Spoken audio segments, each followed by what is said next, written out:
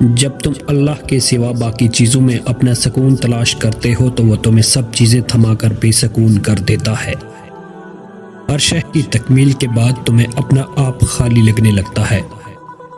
پھر آذانوں کی آواز کانوں تک تو پہنچتی ہے مگر دل تک نہیں پہنچتی۔ پھر نہ عبادات اس بے چینی کو ختم کر پاتی ہیں اور نہ سجدوں سے چین پڑتا ہے، کیونکہ انسان ڈیفالٹ موڈ پر لگا ہوتا ہے۔ یقین کا دعویٰ کر لینا بہت آسان ہوتا ہے مگر امتحان تو تب لیا جاتا ہے جب غم یقین پر بھاری ہوتا ہے، جب دکھوں کی شدت مصلحتوں کو تسلیم نہیں کر پاتی۔ پھر سب حاصل کر کے بھی تم بے بس ہو جاتے ہو، پھر ہر خوشی تمہیں اداسی لگتی ہے۔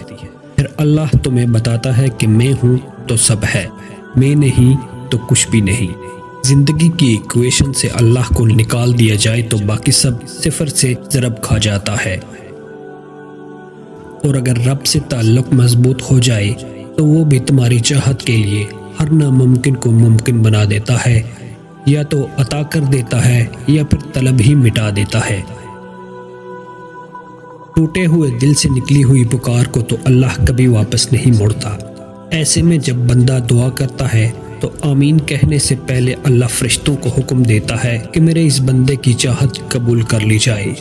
بے شک سکون تو بس اللہ کی یاد میں ہی ہے۔